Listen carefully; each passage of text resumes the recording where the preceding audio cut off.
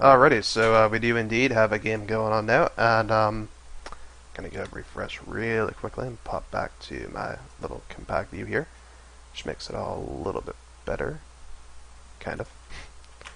Actually, I'll be able to show you guys a little better in a sec. Let me go ahead and get up let's see, it is Order of the Phoenix versus Open Alliance, so get that up here,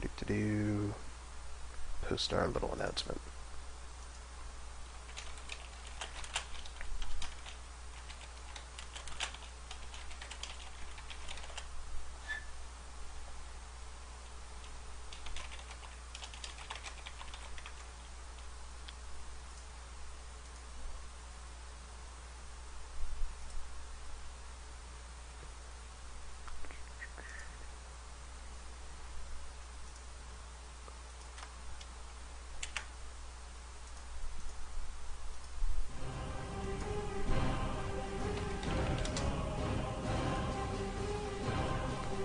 Alright, looks like we've got everyone in here. So, we are just about ready to get underway, which is awesome in all kinds of ways, so. Alright guys, everyone ready for the first casted match of the day? I know it took a little bit, but looks like everyone is just a bit ready. And good to go. We've got Shilzy, we've got Toilet, we've got Unleash Mayhem, we've got Assassin 396, and this is going to be on Median Clip Mines. So, we were looking at Golgotha last time, and that was because it was me round 2. This is round 1, so we were looking over at Median Clip Mines. This is probably my second favorite map up there with Calderas Refinery as far as personal 2v2 preferences go, but on any level, you know, it all comes down to this is one of the higher respected 2v2 maps, as you know, a lot of them all are, but very few garrisons, just kind of like Calderas. It's not completely garrison free, there is like one. But it doesn't come into play too often, so you get a lot of nice mix of roles. You've got kind of your lanes up top. You can see the lane there, and a lane down the bottom, and you get the big open middle too. It's not completely open. You got a fair bit of just cover and everything else there, but you basically have lanes for individual efforts between two players, and then you've also got the open for more concerted pushes and whatever else. So I kind of like Calderas. You have a fair, nice mix of laning and crossing over and stuff. Without overly emphasizing one instead of the other. For example, Hydrus being very, Hydrus Chasm being very lane based. Yeah, you know, as opposed to Argus Desert Gate being a little bit less lane based than a lot of other ones. So, anyway, we got Shilzy over here in the bottom left in his pink Warlock colors here. Toilet in the top left with his Lord General in the bottom right. I mean, my apologies. Farseer, Assassin 396. We got an Eldar Mirror kind of going on in the bottom area here. But in the top right, we've got Unleash Mayhem with his Force Commander and Scouts. So immediately we actually see that Shilzy going up towards Toilet's side with this Warlock, and now going all the way up for this power. So actually taking the safe route back here to get to the power. And this slightly higher speed of the Warlock here going to allow him to get to that power before that Force Commander. Took a little bit more of a direct route, I think, but we are seeing the middle is going to become a very quick focal point here. All players are already getting some kind of focus in the middle there, and Force Commander just go ahead popping that battle cry to stop the capture of that power node. The Warlock's still trying to get it off here, but battle cry is going to do a pretty good job of stopping this for now. We see Guardians coming in. They're immediately focusing the Sentinel, and the Shilzy's Warlock is retreating already. The Warlock taking some heavy damage already from the Tactical Space Marines and Guardians, and two melee heroes closing in on it.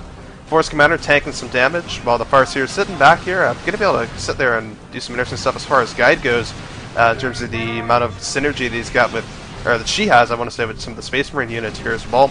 But the two Guardsmen supporting this Sentinel very well here from Toilet. He's able to use a very strong push, very well-timed stomp on the Farseer. And we're continuing to see basically just a little bit of a holding pattern here. But the Guardians are capturing the middle here, and we've got Guide coming in, so a lot of damage being put down on the Sentinel. Farseer is being forced off now, but she got the Guide down, so she did primarily what she wanted to do there. And now we're seeing that rather than focusing the Sentinel here, we're actually seeing the Guardsmen being focused, and they're going down pretty quick. Meanwhile, though, we do have Shilzy's Warlock coming up.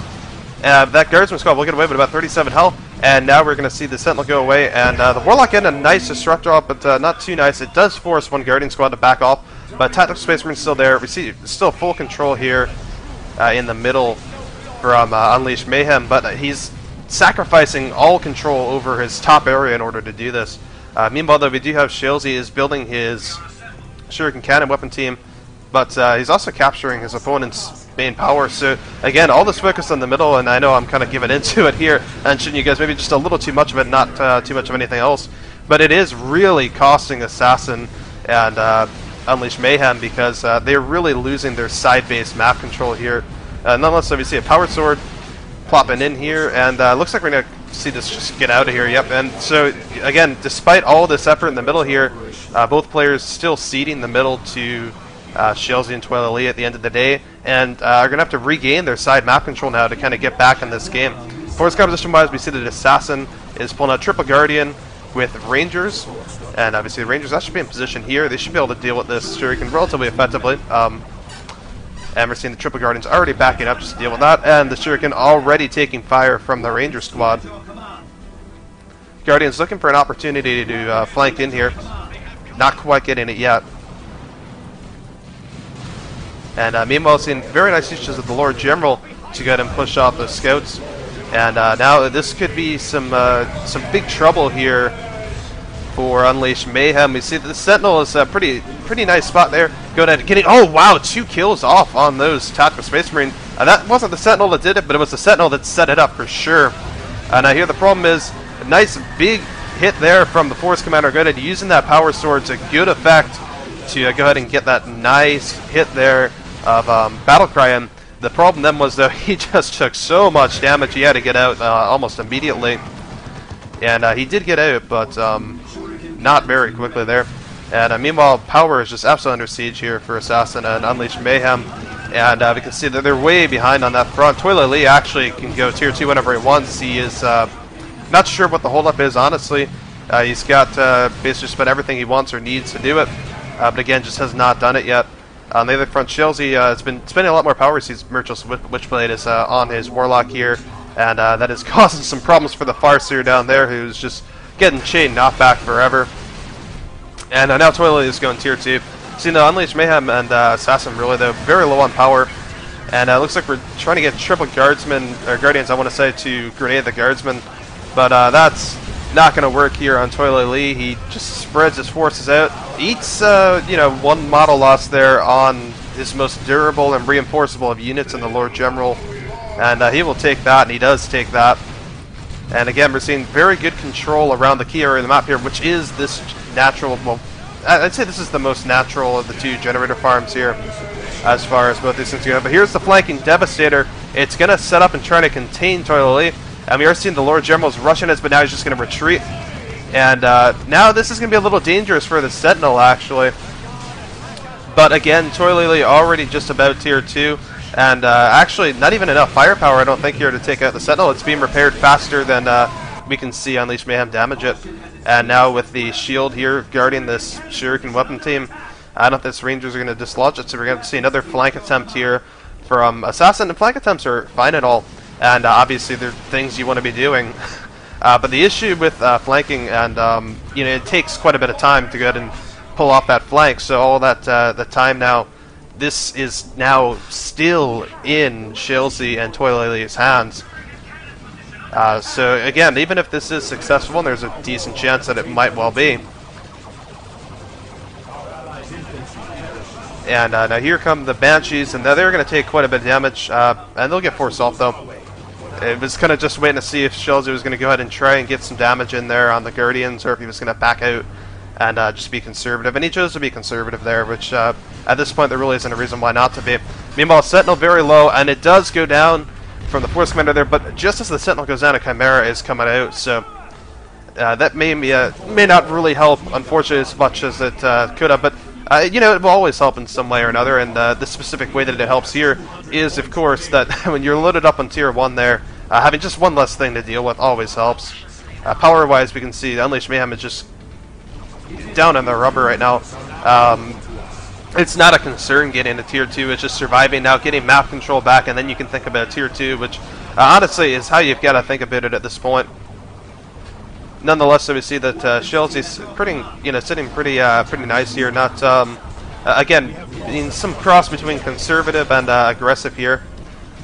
But here comes the Chimera, and we've got fully upgraded guardsmen coming out, and that is going to be a nightmare for Unleash Mayhem.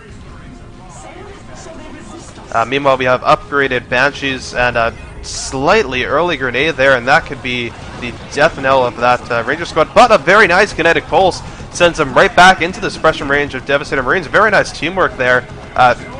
Again, part of the big teamwork of Dawn of War 2 as well is you won't even necessarily notice a lot of the times or intentionally leverage teamwork.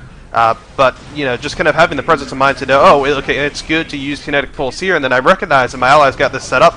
My ally may not have set it up with the intent for me to ever do this, but it's, you know, it turned out that way, and I recognize that, so it's good. Meanwhile, we're seeing just a continual loss of map control here, and despite that, having almost twice as many units on the field here, we just aren't seeing Assassin and Mayhem able to use them effectively because they are so far behind in tech.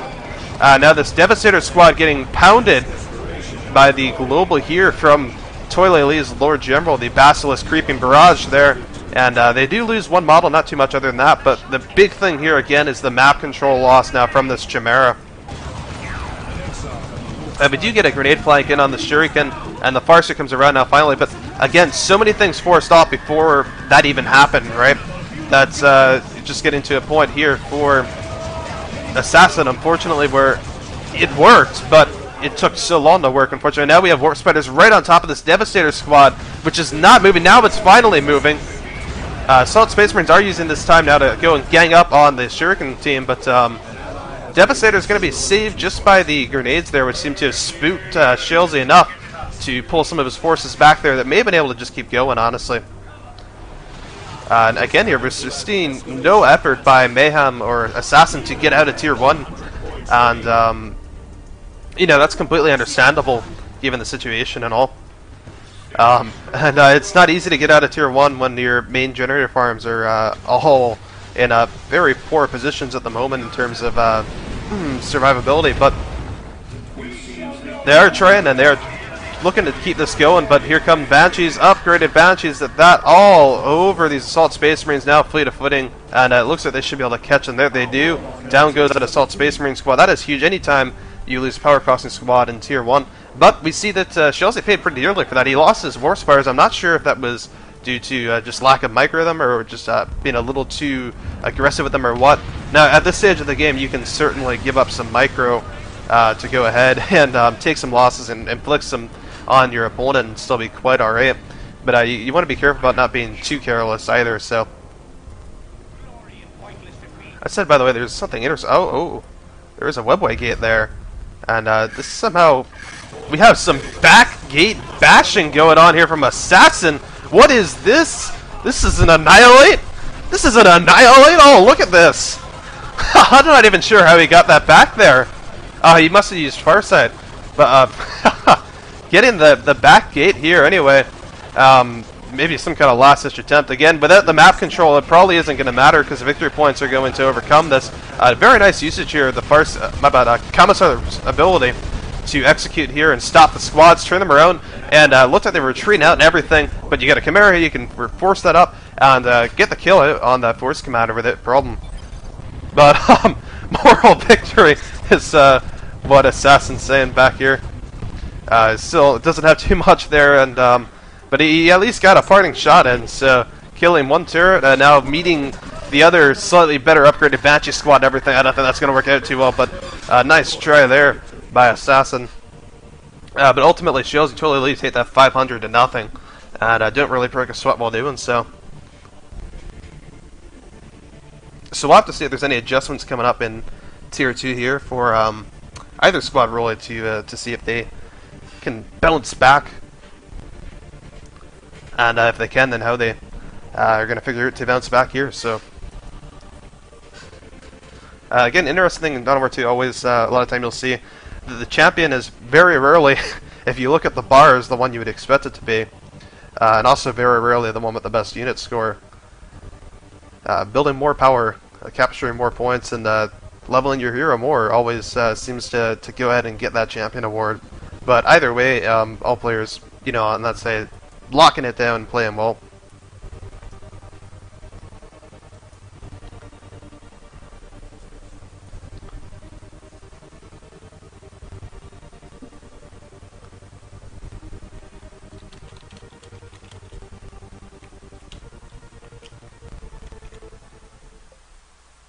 looks like Steam broke something there really quick, but just checking something on the side really quick. Dealing with a couple of conversations.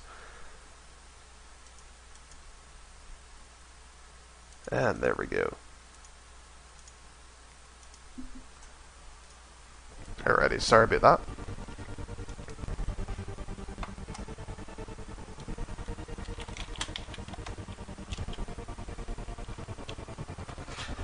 So we're going to go through the map selection process now, which is Losers Map Pit with 2 vetoes. And it'll be interesting to see what Assassin and Unleash Mayhem attempt to go for in terms of map choice. I'm not quite sure what they would prefer to go out. They're saying they want to go at Hydrus, which is interesting, but allow them to lane a little more and kind of tank up a bit. But Totally says okay. I'm not seeing any objections from Shelzy, so let's go ahead and move that over to Hydrus.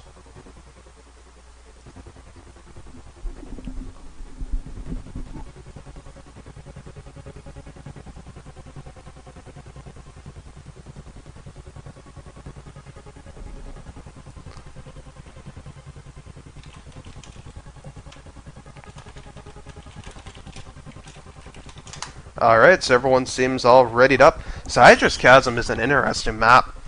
The interesting thing about Hydrus Chasm, and then by the way, I'm getting reports that the in-game sound is skipping on the stream, which is interesting because I haven't had that so far in terms of the in-game sound skipping in terms of the local videos that I have from XSplit, whatever else. So it sounds like it might actually be an issue between XSplit and Twitch TV, which is I hate those because I have the least power to do stuff about those, but I will look into it later. There's something I can do immediately now, so sorry about that, guys. Anyway, Hydrus Chasm's interesting here because we have 1 and 2 in the bottom, 3, 4 on the top, but when you look at this, it's very lane based. And speaking of which, in the top left lane we've got Shelzy, top right Toilet Lee, bottom left Unleash Mayhem now sporting Apothecary, and Assassin in the bottom right. I said bottom left for Mayhem, I hope. But anyway, we see that basically we've got Assassin going out to... This is the less safe power, I want to say. I would consider this more of the natural power for the team. Likewise, up here I consider this a natural power. So you have kind of... This is one of the interesting things about Hydrus, is that both sides here kind of have this... natural power setup, I want to say, where it's kind of like natural power lane versus natural power lane, which is kind of defensive. And you can see the setup here is very choke pointy, very defensive, very not conducive to getting stuff through. But anyway, speaking of which, though, very, very aggressive capturing methodology here by Shelzy to go ahead and get this power up. And recognizing, by the way, that Space Marines really aren't that great at bashing these nodes early on, unless they get flamers, which is oftentimes something they don't necessarily want to do. On the other front, we've got a turret set up already, and again, even this side, which is a little more open because you got the lane up top here, which can open things up if you use it well. Even this side is still a little, more, a little more closed, a little not as much maneuvering space. Meanwhile, the Apothecary here taking tons of damage here. And I'm not really sure what all the Kraken bolts here is, because there isn't a big reason for it. And this Apothecary may go down, and he does indeed go down. And now these Tactical Space Marines are getting into melee with these Banshees, and they're getting attacked by Guardians and the Warlock, and now they're retreating. Looks like they may lose a model on retreat here if this Warlock and these Banshees keep it up. And they do get at least one model. I don't think they'll get any more than that, and they don't get any more than that, but that is already plenty enough. Meanwhile, though, we've got one set of Guardsmen retreating. Lord Germal doing a pretty good job of holding down the fort there. He's pushing back the Banshees, which are upgrading aspects of the Banshee. But, they're not going to have it out in time there to stay. And actually having the squad that now has invested 25 power already en route to base is a big victory. And already we see that some major power bastions going on both sides of the fence here. And Mayhem and Assassin not in the greatest position. Shelzy was trying to prevent that battle loss there to keep the, to save that 40 requisition. So I think why he retreated so early initially. And really only need to get that node down, but unfortunately wasn't quite able to do it. He's got a Shuriken coming out now, be able to lock that down a little better. We see the Sentinel's going to go ahead and complete the decap and now get out of here. And yeah, again, the Sentinel, Shuriken can Just able to sit there, lock that down. Devastator coming out maybe a little late for Mayhem because of all of that's gone on here. Hasn't been able to quite get the economy going he would like to. And now we're seeing they've got to double this side because, like I said, this is the more defensible power. And if you can't hold on to this power, you're gonna have big problems. If you can't hold on to your other power, you're also gonna have big problems. But you know, this is the one that's much more problematic, I tend to find.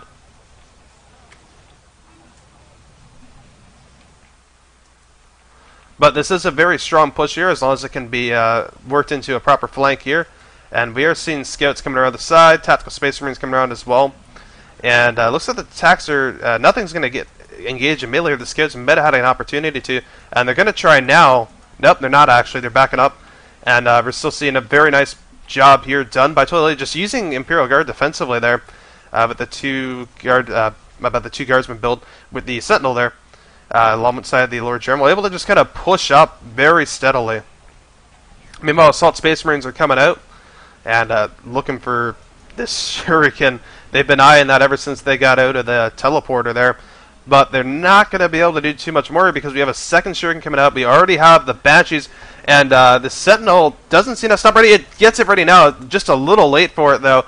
Had that been able to go off a little sooner, those Assault Space Marines would have been really brutalized. But, I mean, unfortunately, this looks really bad for Assassin and Mayhem already because we're seeing these Banshees just tear into all of this. And we're seeing the Guardsmen there already. Toilet's here. He's not having any real problems. On the other side is the Lord General alone is causing... Yeah, he should be, you know, alright here.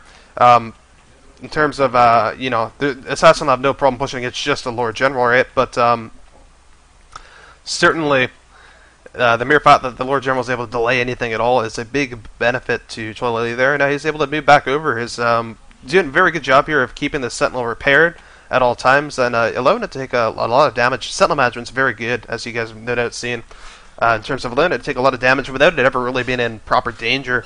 So again, it allows him to be very mobile here to you know, get his guardsmen moving before he actually goes ahead and finishes the decap and everything else, and to get over here pretty quickly and actually prevent this victory point from being anything more than just decaptured.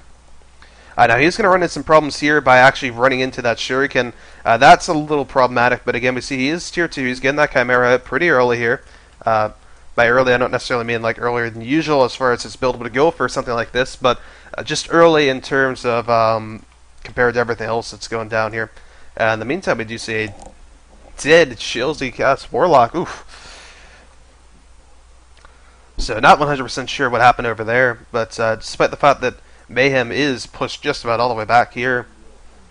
But we see that Toilet is able to come back over here and get him up pretty quickly and nicely. And again, that it just stems from kind of the nice mobile setup that we have from Toilet here. He's got a very nice plan on this map so far, which is to be able to have this force that he can easily sort of transition between the two sides effectively by really controlling this middle area. And this is the one, this area right here is really what makes Hydrus an effective map. You know, I know a lot of players still don't like it because it still feels a little too laney here and there. But, you know, it's still a very effective map, in my opinion. Just because of this, it still allows for the flanking between two sides and everything else. And meanwhile, again, here comes in the Chimera. And the Chimera is about ready to roll up here. And now all of a sudden the Shuriken is not going to be nearly as useful as it otherwise would be. And this Sentinel's also going to be able to roll up and do what it wants to as well. That's it. Chimera rolls out, takes out the shield there, taking a fair bit of damage from the Banshees and stuff. It's already down to about 350 health. But again here, the primary goal at this point is to deal with the Shuriken so they can pull back and actually deal with everything else then. So Shuriken is getting out. Here comes a grenade, and this could actually hit the Shuriken! And it does hit the Shuriken. The Shuriken actually knocks Banshees into this... but the Sentinel knocked Banshees into the Shuriken, which dislodged it as it was retreating. It's one of the few ways to get like accidental retreat knockback these days. Rolex been taking that out pretty nicely, like, you know, recently, but that was a really nice way to get it there.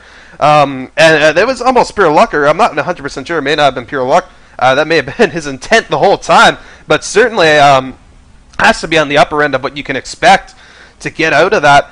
Got out of that, and dead Shuriken there, and we're seeing just almost like a last stand style push here. I'm not talking about the game, but I'm just talking about an actual last stand. But Guardsmen repairing this Chimera left and right, and this heavy turret just sitting here flailing away. And Toilet Lee is just doing so much economic damage right now. He lost the Sentinel, but he's not taking too much economic damage himself. And I'm not even really convinced, honestly, that he really even wants that Sentinel at this point. And meanwhile, this heavy turret's turned into an Executioner, and it's just filleting these Space Marines.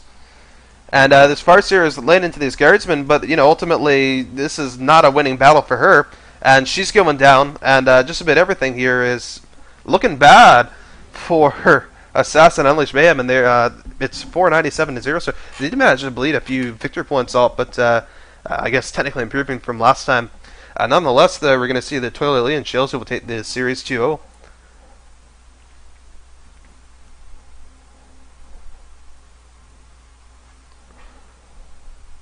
So this time, Toilet Lee going ahead and taking the Champion banner. And again, a lot of that comes down to, actually in TBT you'll see that comes down probably a little bit more to the capability to kind of go between sides and everything. And so a pretty good job of that done, as I mentioned, by Toilet Lee going ahead getting there in the middle and being able to kind of flip between the left and the right side and be able to go ahead and support Shalesy's push on the more fortified power, while still being able to keep his stranglehold on the power that was a little less fortified.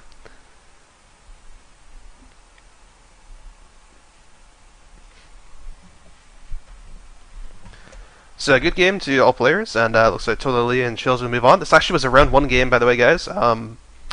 This was one that took a little bit longer to get going, as some teams had to be flipped around, some stuff had to happen, so on and so forth, whatever. The match happened, that's all that really matters. So we're going to look at, again, in some round 2 matches together now, and see about casting